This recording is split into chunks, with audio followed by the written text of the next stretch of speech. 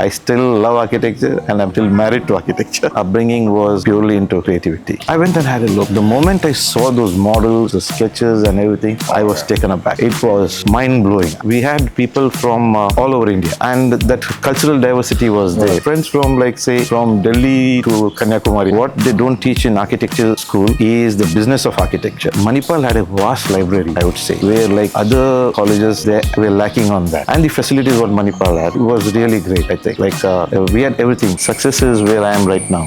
Hey, hi. Today we are heading to the studio of one of the most distinguished alumnus of Manipal, that is architect Guulshan Roy. He has graduated from Manipal Institute of Technology in 1997, and architecture was just a department under MIT back then. So apart from being an architect, architect Guulshan Roy is also a drummer, also a photographer, well-experienced entrepreneur. Most importantly, he is a continuous learner. He has a very beautiful office space. We are going to take a tour of his office as well as talk to him. We will talk about everything related to his journey in terms of his career as well as his journey in Manipal specifically as well.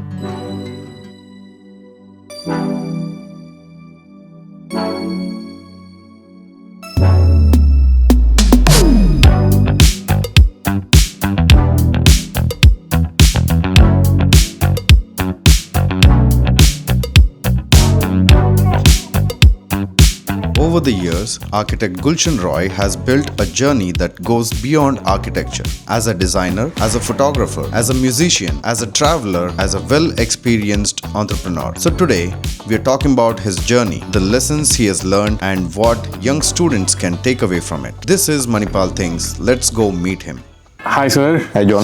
So glad to meet you again, and that in your office, a wonderful space which we have experienced right now. Now we are here to introduce you here as one of the alumnus of Manipal. You have been already proven the essence of Manipal, how you have taken it in your life and how you made it through your profession. So to begin with, let's go back to your school days. Absolutely. Yeah. So was architecture always there in your mind, or you discovered it on the way of it? What made you to take architecture? I come from a background where my dad is an artist and a photographer, and my mother is a theatre artist. My upbringing was purely into creativity. So creativity was always there in my, family. And I had a couple of neighbors who were like into this civil engineering. So as a kid, I used to go and visit them. I could see them draw in their drafting board. So somehow, I got to really glue to the building at a very young age. But as other people, as we grew around somewhere around 9th standard, 10th standard, the IT thing was catching up, and I thought, okay, let me also go too. So I took my elective as computer science in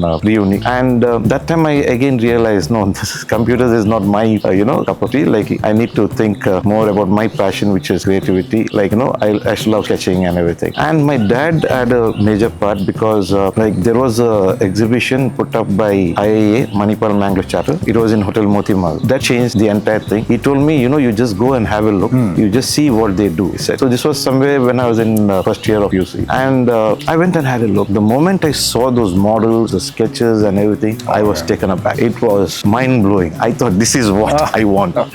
This is what I want to do. This is what I want to sketch. These are the buildings which I want to do. From there, I never looked back. It was a free flow then. Out of whatever colleges available then, why did you choose Manipal? Okay, there's a story behind that too. During the end of the second year, those days we had to give the exam, the CET exams, and I went for one of the CET exams. Then I said, I'm not going to go to the rest of the exams, because so many things were happening that time, because my cousin got married and all that. So there were so many people at home and all. So you couldn't study. That was one of the reasons. Then I thought, okay, now my chances to join any college is gone. Okay. But I had another option, I would get into fashion designing. So that was my second option which I had, other than architecture. Because I love fashion, and I always used to sketch. So finally, again, my dad played a major role. He said, no, you're going to Manipal. I was like, yes, okay, hip hip hooray, at least, he decided it. Yeah, it's not me. He decided that, you'll go to Manipal, mainly because it was close to Mangalore. Yeah, so at least they'll have some kind of a tab on me. True. Yes. Can you tell us about your friends then? Okay, I think before entering to Manipal, we had entrance tests. Okay, and those days there were batches. So I was the last batch because my decision of Manipal came later. That time itself, I met this pool of talent, and I was wondering whether I would get enrolled or no, because the intake those days were around only 30 or 25. 25 to 30. Yeah, that time. And here we were around 60 people in the fourth batch, and I was wondering whether I'll get a chance. So that time I met a couple of friends who then became my classmates too. Oh, wonderful. Yeah, I think three of them became my classmates then. But yeah, when I got enrolled in to architecture, it was good because we had people from all over India who have come to Manipal, and that cultural diversity was there. So that was a beautiful thing. I have friends from from Delhi to Kanyakumari, I would say, and that was the beautiful thing because each person had his own talent. They came with bunch of talents and different schools, and Mangalore was a small place, and so it was quite an interesting thing. Again, staying in the hostels and all that, that thing was very good. Yeah, what are the strongest memories which you carry even today from the camp? The strongest memory is working for seniors.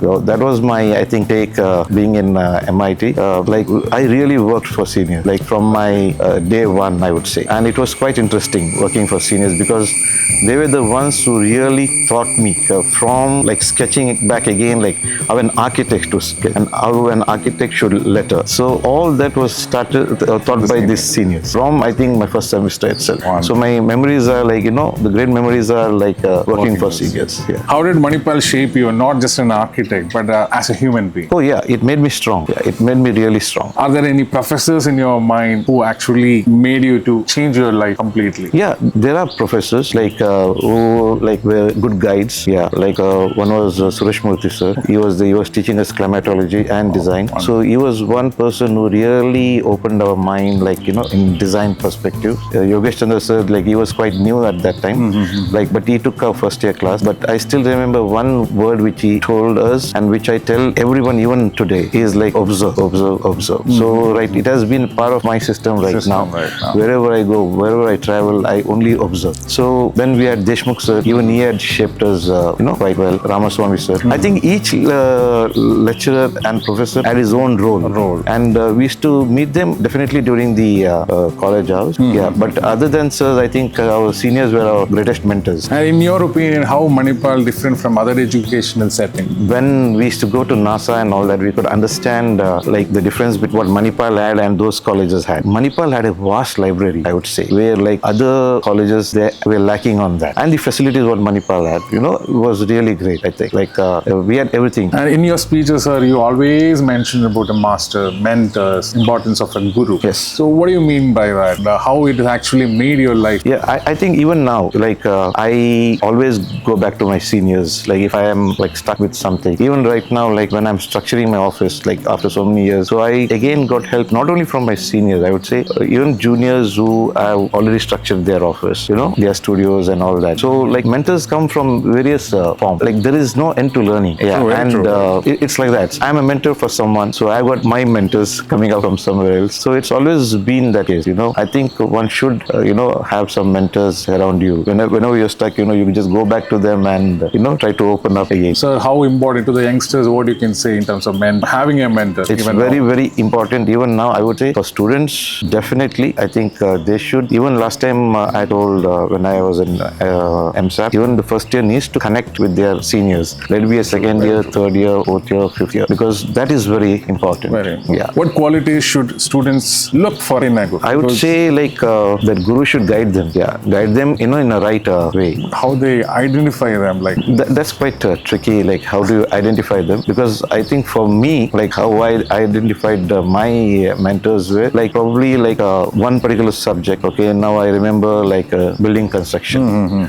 Okay, and the drafting of it. Those days it was only hand drafting. So I knew there was a third year senior who used to do beautiful drawings. So I used to go to his room, sit with him and learn. So this is how you identify. Then I know another senior who is very good at planning and all that. So I used to go to that senior and learn planning from him. Wonderful. Yeah, so I picked people that way. So I think people should think on those aspects. They should find the strengths of different gurus. Sir, if you had a chance to thank one teacher publicly, everyone has their own role because each teacher or a professor has shaped us differently. Yeah, so I think my whole gratitude to the entire faculty of architecture in Manipal. Wonderful. Yes. And so what are all the professional challenges you you have faced when you completed your or graduated your program in Manipal? Yeah, that's very important. What they don't teach in architecture school is the business of architecture. So we have a subject called professional practice. Yes. That is there, but it is just as like another theory subject. You do it, but the business of architecture is one I would say like people should call someone and like who is practicing, and that he should speak out like how to run this studio and architectural practice. Because the business of architecture is totally different.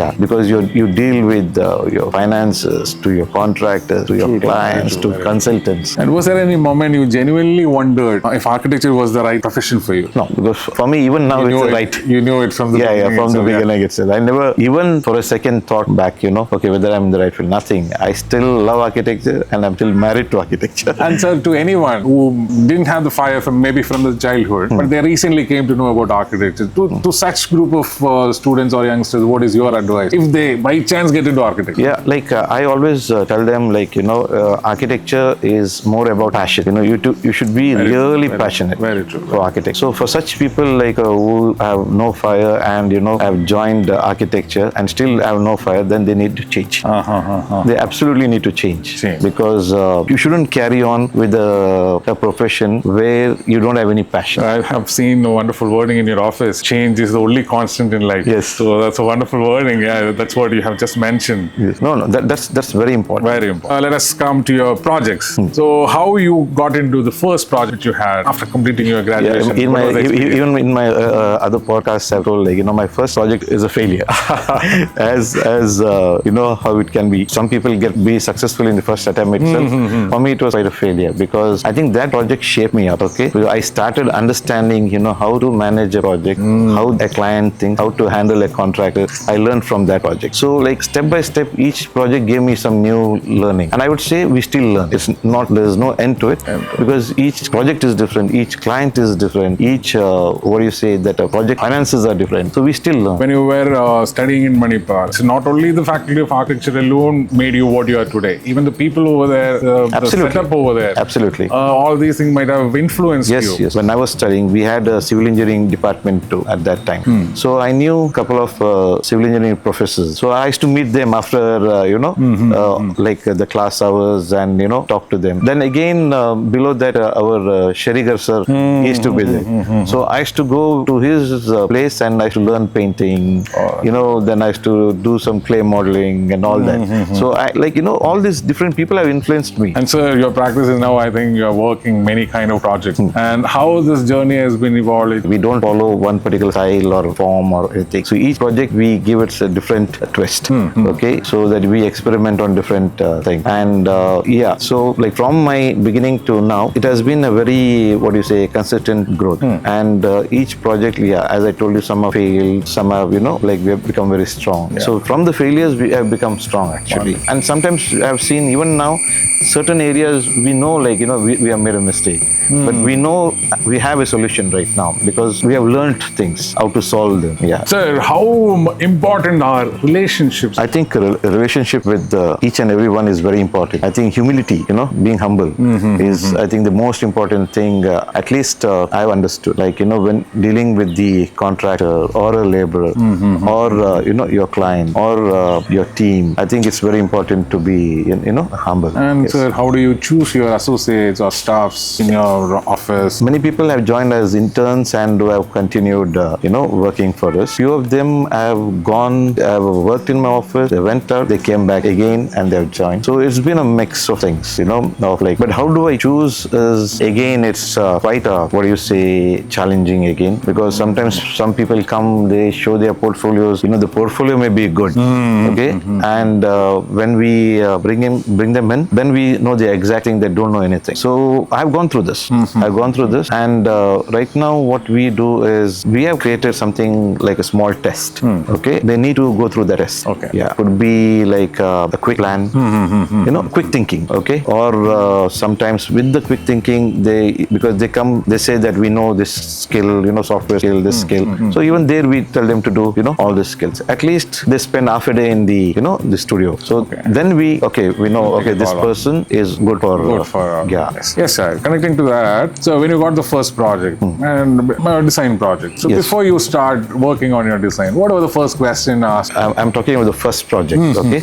Now, first project what I got was a boutique, interior project. So at that time, I did some research, like how a boutique should be and all that. And as a young designer, okay, started, sketching and everything, seeing like what materials I could use. Since it was the first project, again, knowledge of material also was quite low, okay?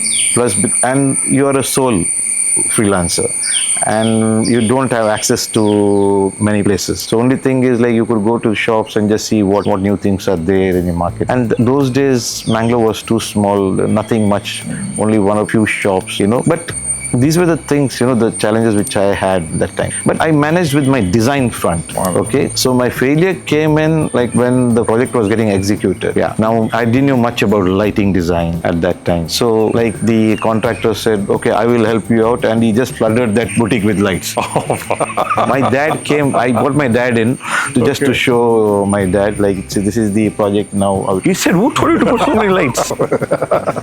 So my dad had a good sense of, like since he was an artist and photographer, he knew things. So he has shaped me well during that time. Yeah. So these are the few things, hiccups which I had, which I learned slowly and gradually. Yeah. And sir, how do you balance the creativity? Because the expectation of the creativity from one person to another is completely different. It's very subjective. So how do you deal with that when you deal with your clients? Is it really balancing the creativity with the expectation of the clients? Most of the time, like we want our projects to be very creative and different. These days, the new gen clients are like, they come up with their own Pinterest boards. Yeah. So this is the time where your creativity and this gets a little bit of a conflict. So we tell the clients, okay, the Pinterest boards are good, what material you show also is good, but subject to our conditions, our spaces and all that. Then we try to guide them. Right. Nowadays, there is a conflict. Okay. Yeah, some people are very open, but some people have this. And sir, you had any experience like that you struggled a lot with a client or two, that because of the creativity, I'm not able to do it, or any such memories or difficult situations which you had? Yeah, we had. I think a year back or a year or two, we had some difficulties like that. I think we had done like n number of options to that client. Yeah, and still like we couldn't hit it where like what he wanted probably. But finally he finalized. Then again, like he wanted to go back. So even we started wondering, like when looking at it, like we felt our initial plan was the best one. Yeah. So some clients, they themselves don't know what they want. That becomes a problem. How do you know when a design is finished? You have handled a number of projects, not only in India, even in abroad also you are dealing with. How do you get that vibe that, okay, the design is finished for that project? Like in the drawing board, I would say when I don't have to relook at it again, that's the time I feel the design is totally finished. Yeah. Wow. If I have to go and relook again, which means like the design is not finished. Okay. And has your design philosophy changed over the last 25 years? Absolutely. Because initially, like when we started, as I told you, that boutique and all that. So then I started getting architectural projects. So we're more focused on form based. But then I understood it is not form which is matter. The experience, the space mattered a lot. So it has evolved that way now. So right now we give people more of an experience. Yeah, and I think it should be like that. People should experience the space. True. Only then you connect with the architecture. Looking back at the recognitions you have received over the years, which achievement means the most to you and why? I don't think like like all these things matter most. I think what would matter me the most is like when a client is happy staying in there. Yeah. The recognitions keep on coming and it will go. But a client telling that, okay, my project is done good and I'm happy staying in this, I think that is the best recognition I could get. You still have all the clients, have the relationship with them even today? Yes. Yeah, at least I would say 90%. Oh, wonderful. Yeah. And we have clients who have, old clients who have come back to us. Yeah.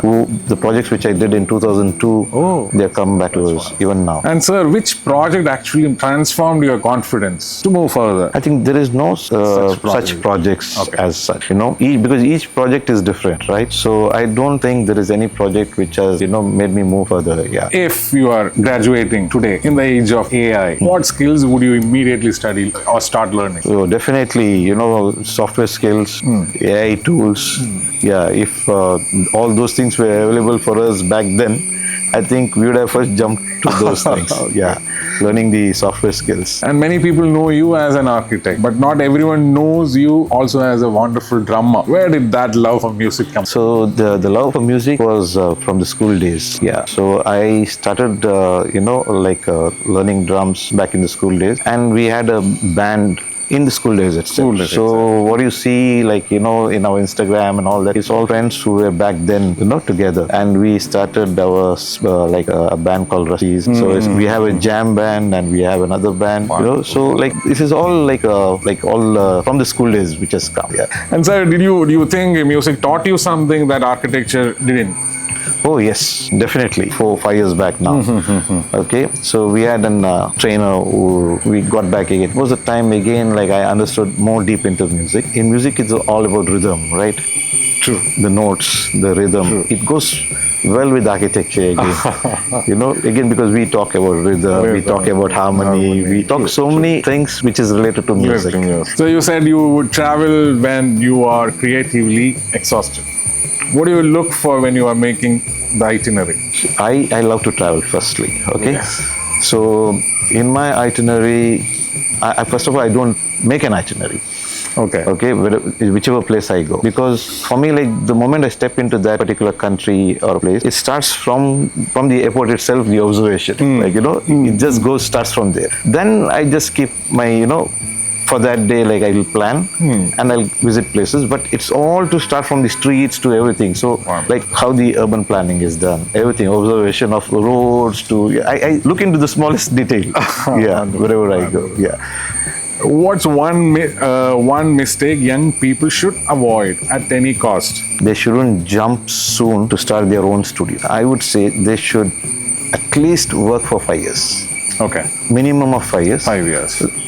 But not in one studio. Let them choose 2 studios at least, or 3 studios in 5 years, so that they understand different types of work culture, different types of philosophy and all that. So what I have seen these days is like the young people, they just jump into, like they just want, so that, they have seen these days people are getting fame, name and all that. Even I want to get the same kind of a recognition soon, which is, it cannot happen like that. Architecture is like a journey. It has its own course of, so they should avoid that, I would feel.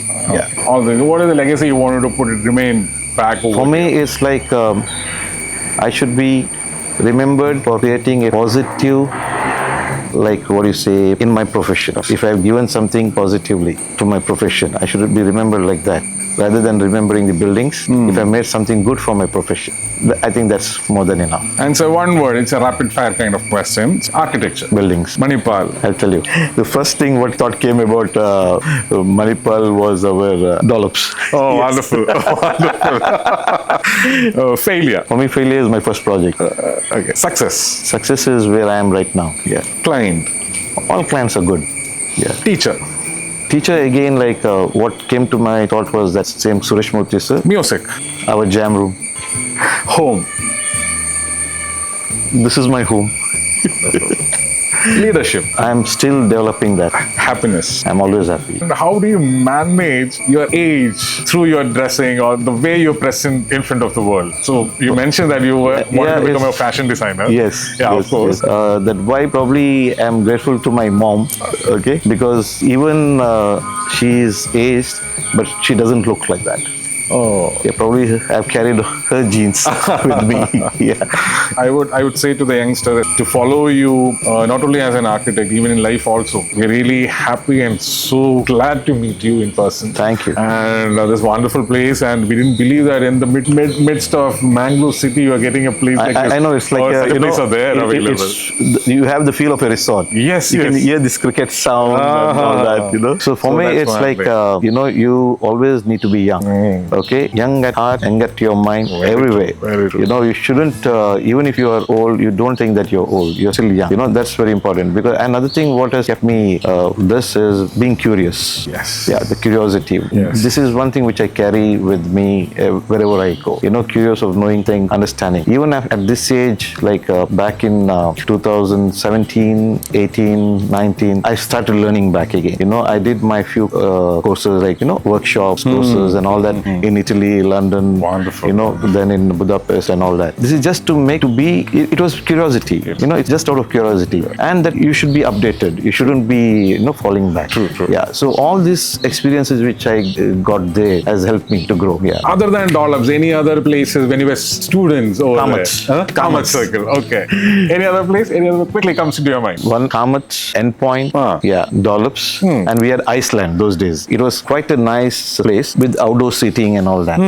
So the entire MITians used to hang out there. Hang out there. Yeah. Okay. So and Dollops was just opposite. I forgot Snack Shack. We had a Snack Shack. That was another big hangout. Yes. Yeah. I joined MIT in the year 1992 and graduated in 1997. You're still in connection with your classmates? Yes, absolutely. All of them? Yeah, we have our classmate groups and all that. So, even the other day, I spoke to Vidya, who is again your, in the faculty. Yeah. So right now, even my son is going to come to Manipal, but not into architecture, into the business administration. Oh, that's wonderful. Yes. What you might have done as a student? Any craziness you have done? And this was the craziest moment, I would say. So this band, I was from architecture. The guitarist was from computer science. The singer was from computer science. And we had a keyboardist. He was from ENC. And our bassist used to come from Mangalore. He was my bandmate, the Mangalore bandmate. MIT had Revels. Yes. During the Revels part, there were two bands which opened up for a band called Crosswinds. Okay. So the first band was another seniors and we. So our main song was to the dean that time. And he was Mr. KK. Okay. Oh my goodness. That song was all about him and MIT. I think that was the craziest moment we had. I still remember, and I met this singer I think 3 years back again in MIT. We had the reunion. And we were talking about the same. It's a wonderful opportunity which we had right now to be with you. It's my pleasure, John. A lot of things which current younger world has to learn from you. Some words you have mentioned. Observation is one of the key things which observation and curiosity. Yeah. And the patience. I think for me, my major strength was patience. Patience. Yeah. And be humble. Be humble. At any cost, be humble. Be humble. And it's a wonderful time which we had, sir, with you. And thank you so much, sir, for the wonderful time and the opportunity. Yeah. So for me, it is mighty, MIT.